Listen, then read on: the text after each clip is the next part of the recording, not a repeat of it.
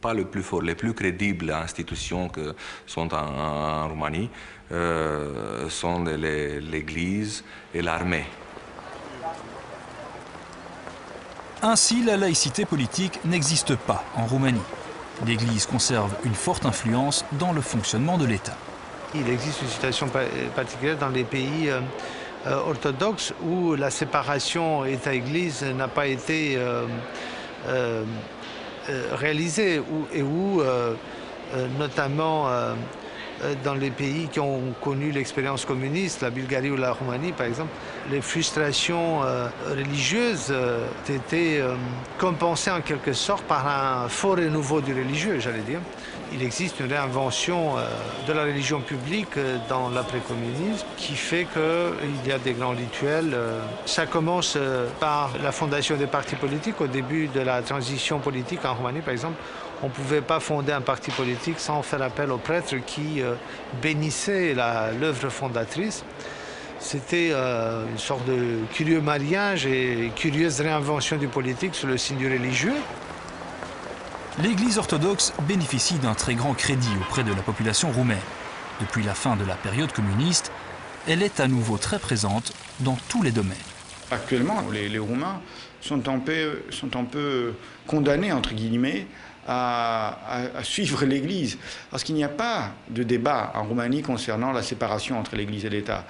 Et bon, jamais dans l'histoire roumaine, il n'y a pas eu de vrai débat là-dessus. L'Église roumaine, l'Église orthodoxe roumaine, ne s'est pas construite contre l'État comme cela s'est passé dans d'autres pays européens. C'est une Église qui s'est construite avec l'État. Et même pendant l'époque communiste, il n'y a pas eu de... En fait, les communistes utilisaient l'Église pour, souvent quand ils avaient besoin.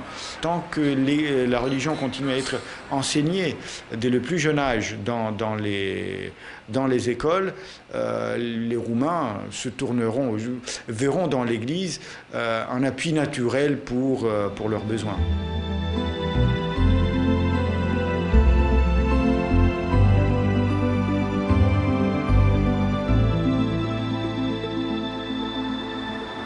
Le poids de l'Église catholique est historiquement important en Irlande et reste encore très palpable aujourd'hui.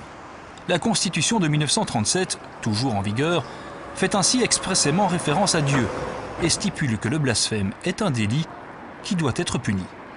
Une loi sur la diffamation de 1961 punit effectivement le blasphème, mais n'a jamais été appliquée. À l'occasion d'une réforme de cette loi, le ministre de la Justice a invoqué la Constitution pour réintroduire un article qui pénalise le blasphème et, à la surprise générale, le Parlement irlandais l'a adopté. C'est la consternation dans les milieux progressistes. I and many others in the Senate and indeed in the Dáil, when this was proposed by the Minister in July of this year, we objected strongly to the definition the Minister was proposing because we said it was very outdated and it was far too broad. So it would cover matters, for example, such as political satire, such as Danish cartoons, that sort of thing, could potentially now become criminalised under this offence of blasphemy. The original reference to blasphemy in the Constitution, I think, was inserted because the Constitution itself was drafted at a very different time in the 1930s. The impetus or the ideology behind it is a very conservative one. A theocratic ideology lies behind the Constitution. There's a clear influence from the Catholic Church. Well, the Catholic Church still retains very strong influence within our civic structures and our political life. Not only does it control the majority of our healthcare and education institutions, but it also has a strong and enduring influence in politics because many of our legislators would be very much guided by Catholic principles still, and you can see that coming out in debates. Le vote de la loi sur la diffamation et son article sur le blasphème est passé relativement inaperçu auprès de la population, qui globalement n'est pas favorable à cette loi. Well, I mean, it's freedom of democracy. Everyone should be able to criticise things if they wish. I wasn't aware of that law at all. I think that's probably an extreme version of it, but maybe it's just to stop people from insulting other people's religion, and that would be a good thing. Ridiculous.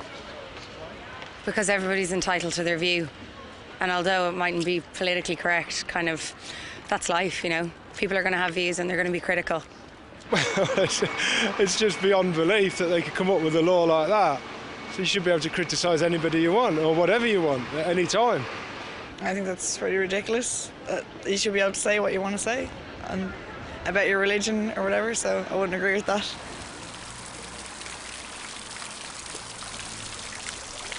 Les églises sont très présentes dans l'organisation sociale et politique du pays, notamment dans l'éducation. Certaines personnes contestent cette situation et s'organisent pour défendre la sécularisation de l'État, comme l'association humaniste irlandaise ou l'association des athées irlandais, dont Kieran est le responsable à Dublin.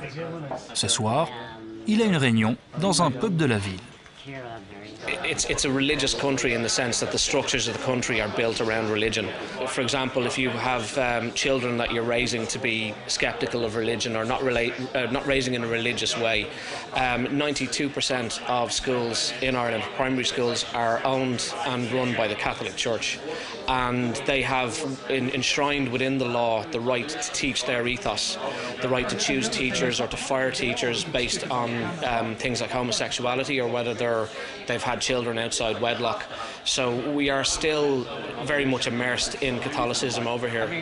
And with the new blasphemy bill, it's broadened out to accept the right of respect for a lot of other religions, but no respect for the right not to believe. Cette loi prévoit que toute personne qui tient des propos jugés offensants pour les fidèles d'une religion peut se voir infliger une amende de 25 000 €, subir une perquisition à son domicile et avoir un casier judiciaire. For me, it's a freedom of speech issue. My freedom to criticise the religious behaviours and some absolutely appalling religious behaviours of various religions has been curtailed and has been criminalised. So if I'm found to be disrespecting a religion, not even the people of that religion, but the religion itself, I can be criminalised. I can get a permanent criminal record from that. La mise en œuvre de cette loi pourrait rapidement poser des problèmes à tous les non-croyants en Irlande.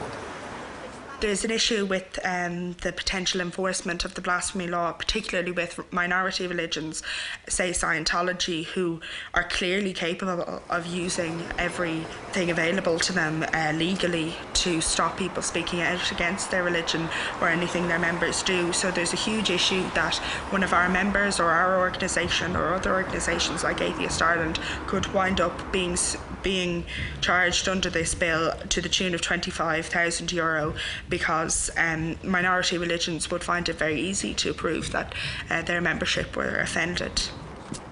Cette loi sur le blasphème peut avoir des retombées préoccupantes pour les Irlandais, mais elle engendre aussi, et peut-être surtout, des conséquences beaucoup plus graves au niveau international. Well, it's a very dangerous law in that both domestically and internationally. Domestically, it incentivises outrage, religious outrage, by including that as one of the triggers for defining whether something is blasphemous or not. And internationally, it means that Islamic states who at UN level are trying to make defamation of religion a crime internationally can now point to Ireland, as indeed Pakistan recently did at a UN gathering, and say, well, look at Ireland, there's an example of best practice for blasphemy law. Les pays musulmans ont ainsi redéposé devant le Conseil des droits de l'homme de l'ONU un projet de résolution contre la diffamation des religions. C'est le Pakistan qui a présenté le texte au nom de l'Organisation de la Conférence islamique. Il a eu beau jeu de rappeler qu'un pays de l'Union européenne avait voté une loi pénalisant le blasphème.